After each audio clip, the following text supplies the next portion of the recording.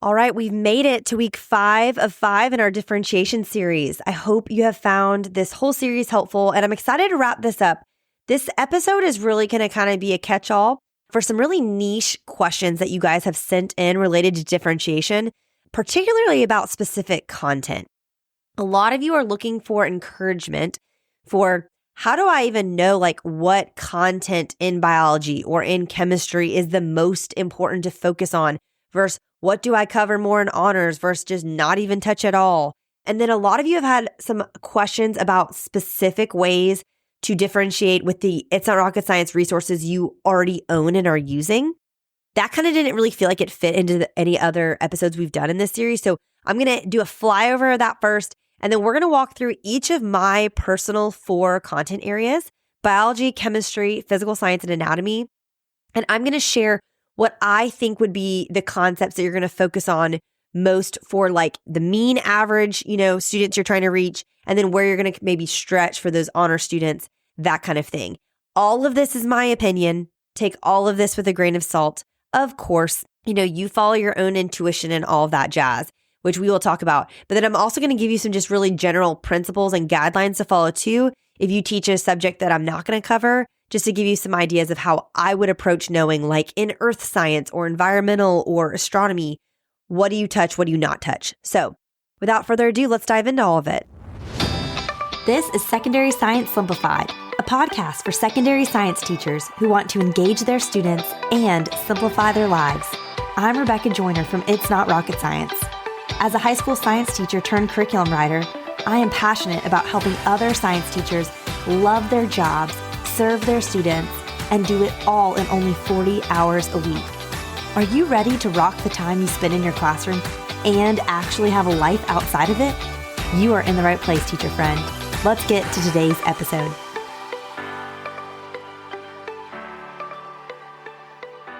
First, I want to spend a few minutes talking to those of you who are existing It's Not Rocket Science unit or curriculum bundle users. There's already built-in differentiation here for you in the resources you've already invested in. So start there before you start, kind of reinventing the wheel with all these other things. Quick plug for using anyone's resources and not creating them yourself. It doesn't just have to be mine. That is one I think is the most beautiful benefits of investing in a curriculum, is that becomes your entire foundation. Your entire baseline is done. You're not starting from scratch at all. You have an entirely built infrastructure and wheel that then hopefully frees you up to have so much more capacity for the more nuanced differentiation that you need to do on an individual basis with your students. If you're investing in a curriculum that has some foundational differentiation things in place. So that's just a quick plug. If one reason why you maybe haven't invested in a curriculum is I like to customize things so much and I like to individualize, that is great. And I want you to still do that. I have found personally that a lot of people benefit from having this starting foundation done. You have the whole mean, average, and a little bit on either side of the mean kind of covered. Now we can really use our capacity to reach those outlying students. Now let's speak to It's Not Rocket Science quickly. I'm going to try to spend no more than 5 minutes on this because I know this isn't every person listening. This doesn't apply to. But if you have my resources, y'all take advantage first and foremost of the leveled notes. Those took so long to do and they would take you so long to do. So don't just not use them. All my curricula come with CP and honors resources because you already have the notes on CP and honors. Anatomy is the only one that's not crazy differentiated, which we'll talk about in a little bit when we get to content suggestions. Why? That was kind of an intentional choice on my part. But all the others, there is. And then for your notes, you have the Cornell note outline, the general outline, which I also love to give that to my doodlers. Y'all know I'm not artistic. That's why I don't make doodle notes or graphic notes or whatever. It's just not my skill set. I think they're great though. But my students that are really artistic love just the plain outline because it gives them a lot more white space for drawing. There's the fill in the blank version, and then there's the filled in version. And one thing I really love about those options too is, especially for the quantitative sciences, is that the practice problems are still blank. So they're still working on the practice problems that are built in. I love embedded practice problems and notes because I love taking breaks during notes to really engage our brains and not just be sitting there absorbing information. And so I love that they have the space to still engage with those fully like every other student in the classroom. Also, take advantage that there's paperless digital versions of everything and printable. There's also lecture videos pre-recorded on YouTube for every single set of lecture notes. So maybe you don't want to do a fully flipped classroom, but you want to flip some. Maybe for your lower level students, you want to tell them to listen to things in advance, or listen to them again after. All of that is pre-made for you. A second thing I want you to take advantage of is the leveled tests that are already included, and all tests come in editable versions. I can't include everything editable, but I do always make a point to do the test because I know that really requires the most customization to meet the needs of your learners, and you have access to that. So take advantage of it. Another thing I used to love to do with my lower level students, particularly in a course like biology, which is why I divide the biology test by concept, is I would give them one concept at a time rather than the entire test of questions at a time. So maybe you're going to divide the test up over 2 days. And the first day you give them concepts 1 and 2. The second day you give them concept 3 in the cumulative section. That's really easy to do when they're labeled and separated that way. So that's an option as well. Speaking of dividing by concept, you can also divide up the packets by concept. You don't have to give them the whole packet at the start of the unit. I personally like to because I hate the chaos of passing papers back and forth. I like them to have the whole thing all at once. This also could benefit to your students that want to work ahead. Say, I'm only going to give you all of the first pages that are about concept 1, and then I'll give you all the concept 2s, and then all the concept 3s, and just kind of do it in chunks from there. That's an option as well. In the physical science curriculum, I mentioned this in the previous episode, there are questions on the CP packet marked challenge. Those are questions on the honors packet that are there, but they're not marked challenge because honor students should be able to do those. CP is more of a challenge. So you can give the same packet. You could give the CP packet to all your students, even if you have honors or not, but just tell the honors, hey, you're expected to do the challenge ones. That's one way that I try to make it simpler for execution for those of you with mixed level classes. I also mentioned it in the last episode with the chemistry practice problems that I wrote. All of the odds and evens go together. So 1 and 2 are really similar problems. 3 and 4, really similar. 5 and 6, really similar. So you can only assign odds to some students, assign evens to others, assign all to others. And that gives you some options there, knowing that they're not going to miss practicing a skill if they don't do every problem, because every other problem is different and the ones right after are the same. And that's something, as I'm working on the physical science revamp, I'm going to restructure physical science as well so that you can have that consistency there in terms of executing this differentiation.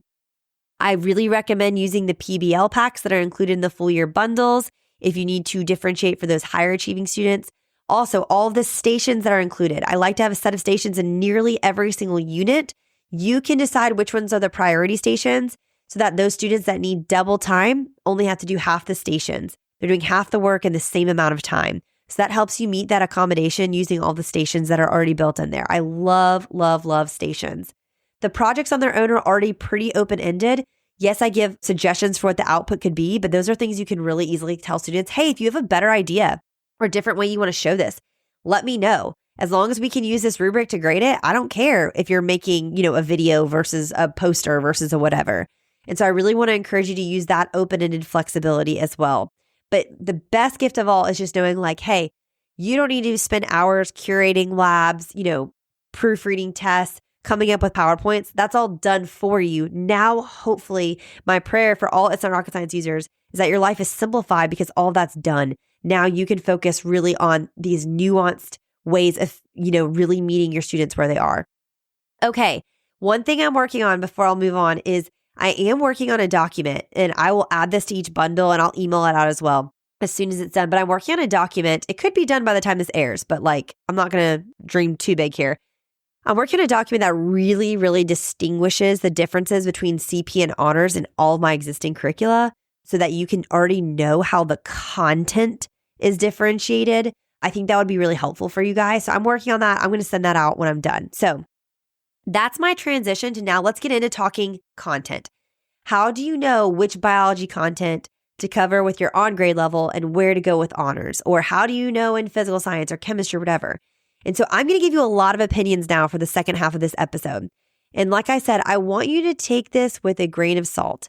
I'm sure that anyone could repost this episode in a multitude of teacher Facebook groups, and there would be people out in the comments just fighting me on every single one of the opinions I'm about to share. So I'm not saying this is the end all be all, but based on my experience, this is how I approach deciding which content I'm going to dive deeper into and which I'm not. So in general, and I would apply this for those of you who are listening and you want advice about a content area that's outside of my wheelhouse, apply this. First and foremost, know your standards. You have to cover the content that is in the standards and that's expected of you to cover. Second, as I've said from the beginning, with honors classes, go to the people who are above you in AP or whatever and say, hey, what is the most important that they have prerequisite knowledge on to make sure you're emphasizing that with them. That's my second tip. So you're going to know your standards. You're going to know where they're going and how you can support them in getting there while making sure you are extending into the content that is going to prepare them.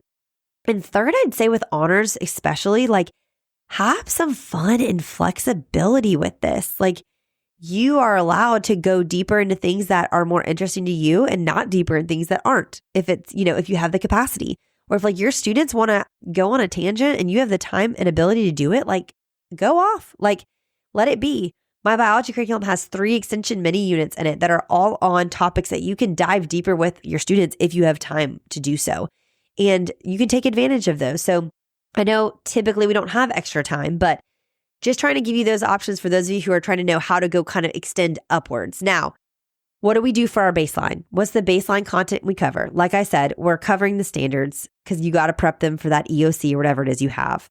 But then the second thing I would say, especially for a course that like doesn't have standards or you're kind of allowed to do your own thing, is I would prioritize the content that affects all the other content, that everything else builds on. That's the theme you're going to see as I talk through each of these subjects. I care the most about the stuff that they're going to see over and over and over again. Okay, so for example, chemistry.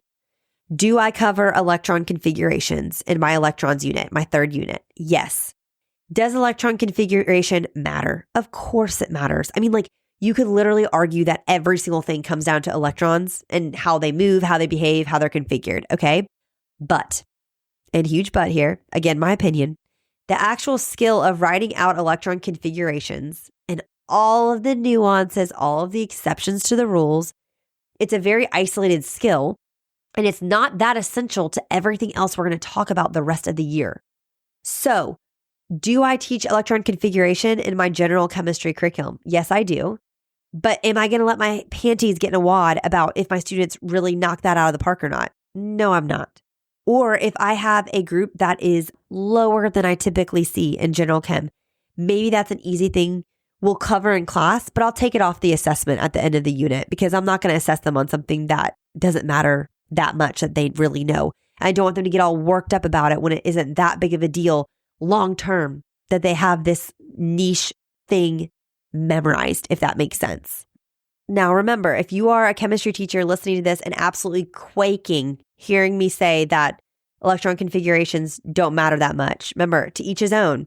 You get to decide what hills you want to die on, what battles you have the energy to fight. Go off. That's your prerogative. But that is my personal stance. Like, especially, I'm just thinking about those students that are in a chemistry class. It's required by the state. They're just trying to survive. It is so outside their wheelhouse. Like, I don't want them getting so defeated by October saying, I can't do chemistry because of something like electron configurations. Okay, when there are so many other places I want to take them in the year. And so that's kind of my opinion on that. So I'm going to focus and prioritize the content that affects all other content. Now, let's walk through biology, chemistry, anatomy, and physical science, and I'll share some examples of what I mean by that. And hopefully the application of that to these subjects will help you apply it to other subjects.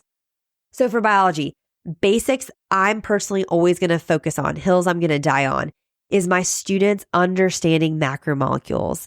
They are foundational to every single thing we do in biology. That's why I cover them in my very first unit, because every single unit I'm going to bring back to macromolecules. I'm going to talk about a macromolecule in every single unit we cover the rest of the year.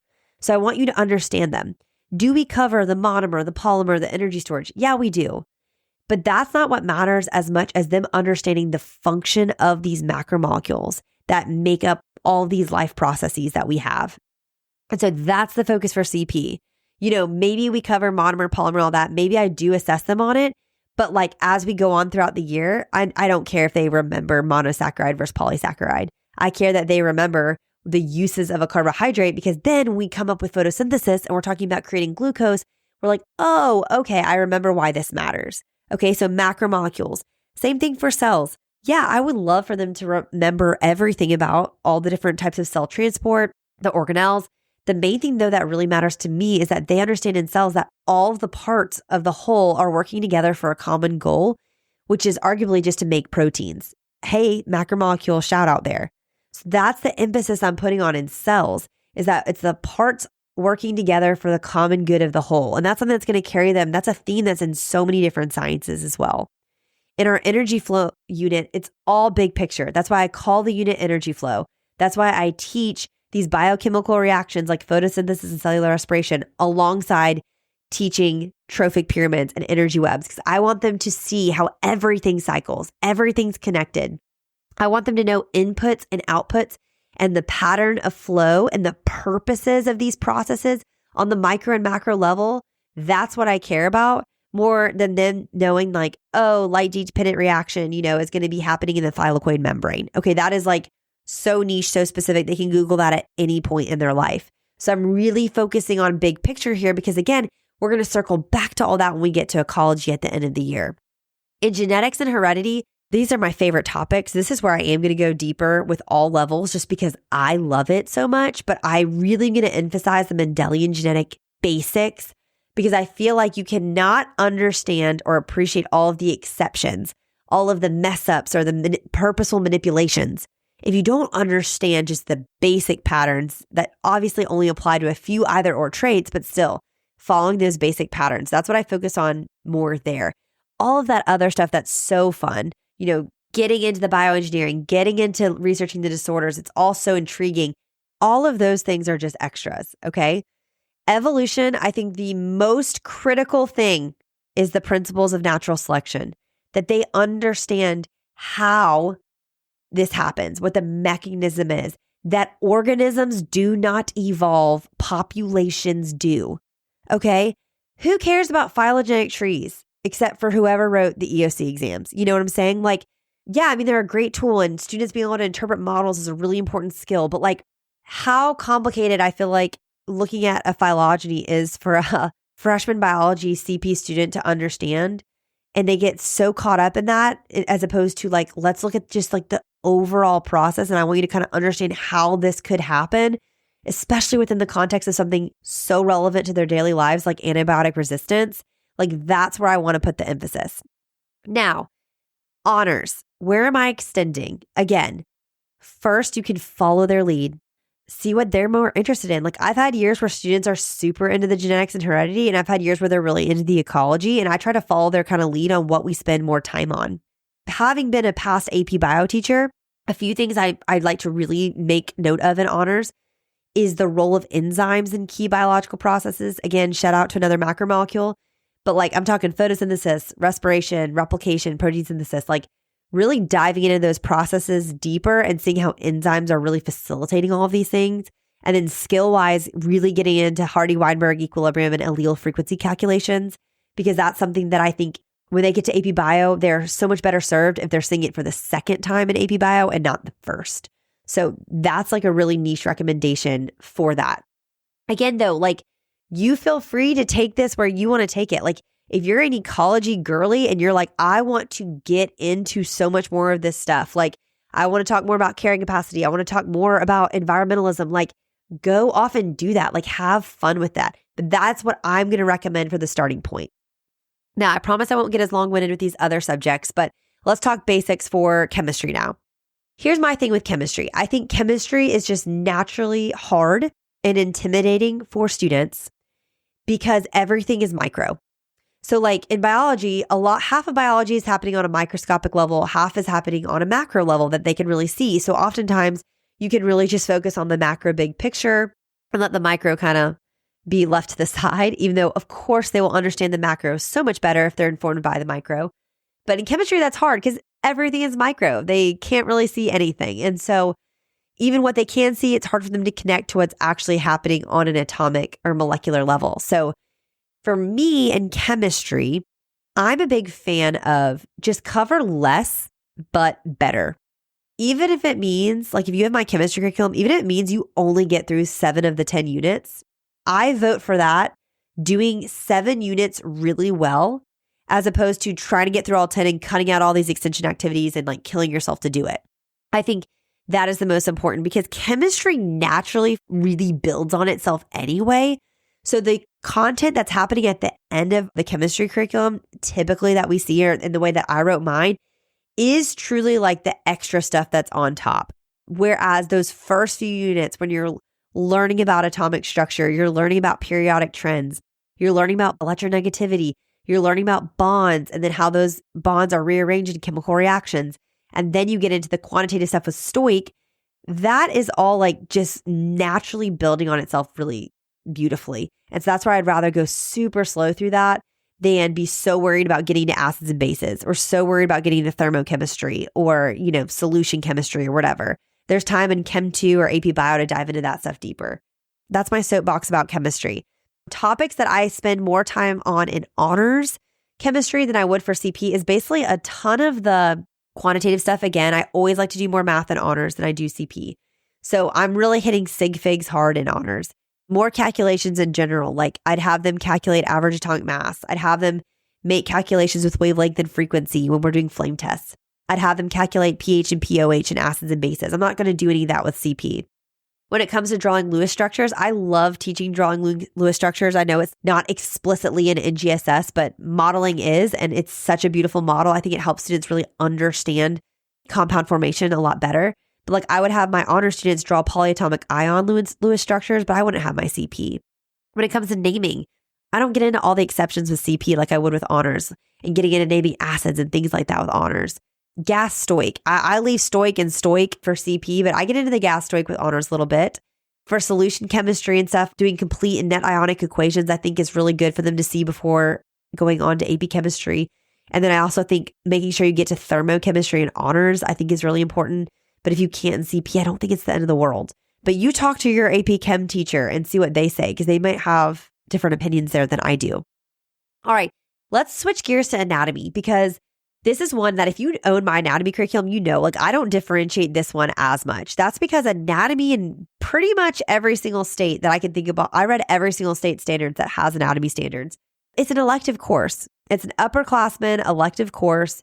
And some of them it's an honors level, some of them it's not. Typically, though, there aren't 2 offered. Like most schools don't have an honors anatomy and a CP. I know yours may be the exception, but because of that, then I kept a lot of it the same.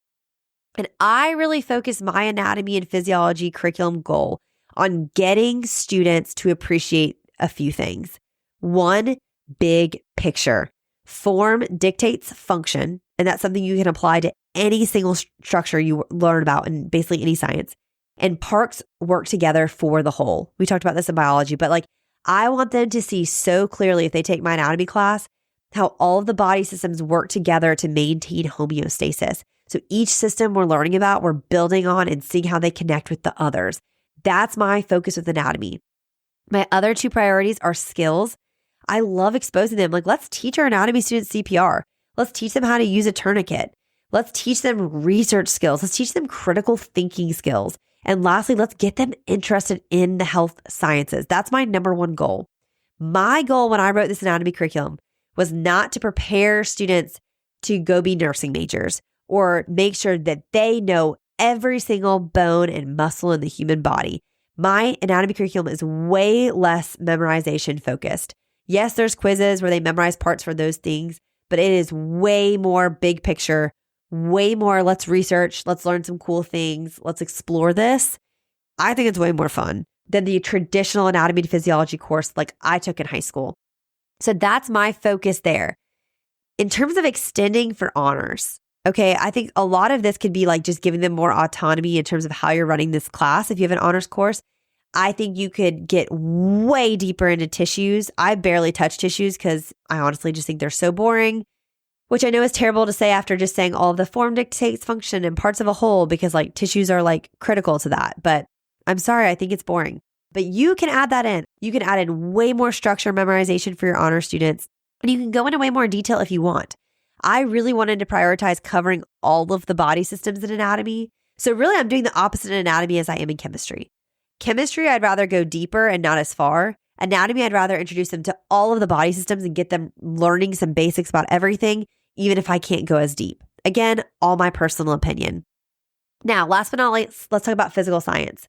For CP, my on-grade level, I really want them to be strengthened in their critical thinking, but also their quantitative thinking. Like, I want them to get better about using numbers. And again, like I said in previous episodes, I love that science can be math with meaning. Algebra has meaning to it when it's taught in a physics course. You know, they actually see how this all works together and how like you practice all the stuff in geometry. Oh, here's why it matters. I love that. And I want to expose all my students to that, whether or not they're honors or not. I also really want my CP students to have solid chemistry basics because again, in my state, chemistry is a required class for graduation. Physics is not. So even though the physics stuff is pretty fun in physical science, I care more about getting to that intro chem material for them so that they have a better foundation when they'll later have to go on and take Chem 1 since they may never take physics. For honors, I'm going to do much more math, a lot more with the math, like manipulation of variables, rearranging equations. And we're going to dive a lot deeper in the physics portion because a lot of those students may go on to take physics one day. So those are my opinions about content and how to differentiate content. Those are some tips too about how to use your It's Not Rocket Science resources if you're an It's Not Rocket Science resource user. But again, at the end of the day, start with your standards and start by talking to the people after you. Get clear on what you actually have to teach. Get some wisdom on what would help support your students and where they're going to go next after you. And then from there, have some fun with it and deciding what you're going to cover with your students. And if you would like to check out any It's Not Rocket Science units or bundles, you can find those linked in the show notes at itsnotrocketscienceclassroom.com/episode 172. All right, teacher friends, that wraps up today's episode. If you're looking for an easy way to start simplifying your life as a secondary science teacher, head to itsnotrocketscienceclassroom.com/challenge to grab your classroom reset challenge. And guess what? It's totally free. Thanks so much for tuning in, and I'll see you here next week. Until then, I'll be rooting for you, teacher friend.